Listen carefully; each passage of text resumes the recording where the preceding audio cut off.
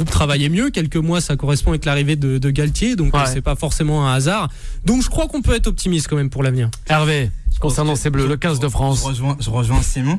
Éliminé en quart de finale, on le rappelle. C'est une élimination que les joueurs du 15 de France auront beaucoup de mal à oublier. Je veux dire, tu fais pratiquement un cavalier seul pendant 40 minutes. Tu marques 3 essais en première mi-temps. Tu mènes 19-10. Tous les voyants sont au vert. Et tu perds le match 20-19 après avoir joué pratiquement toute la deuxième mi-temps à 14 suite à une expulsion stupide, comme l'a dit Simon, de Vahamina. C'est rageant, c'est désolant. Surtout que cette équipe du Pays de Galles, pour moi, elle était vraiment à la portée du 15 de France. Je suis d'accord. Après, il faut savoir aussi raison garder. Enfin, le bilan de l'équipe de France sous Brunel, c'est quand même assez laborieux. C'est 8 défaites, 3 victoires en 2018. C'est 5 défaites, 7 victoires en 2019. Donc quelque part cette élimination, on s'inscrit vraiment dans la continuité des derniers matchs et des dernières compétitions de l'équipe de France. Ouais. Il faut saluer le travail de Bernard Laporte sur cette équipe. Monsieur le président. C'est monsieur le président et il fait un bon travail dans l'ombre qui est saluable. T'as une place à choper à la Fédé, toi? Non, je sais pas.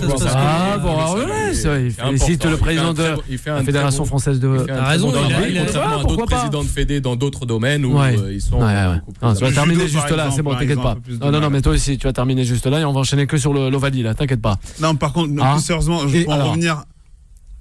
Alors, à vous l'honneur que tu t'allais. Alors. Pour en revenir à ce qu'a dit Simon, c'est une belle défaite à la française. Ouais. Et c'est vrai que malheureusement, enfin, il y a que les Français d'un point de vue sport. Enfin voilà, t'as toujours ce cas de figure. On a le sentiment de faire la différence. C'est un petit peu comme à l'école.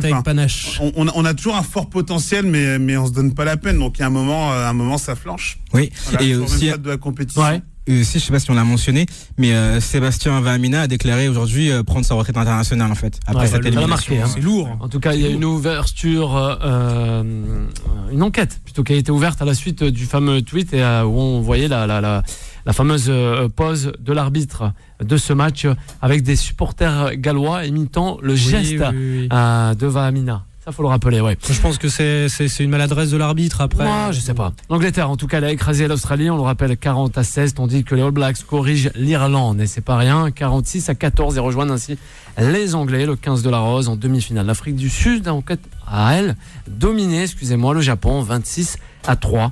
On saluera quand même la belle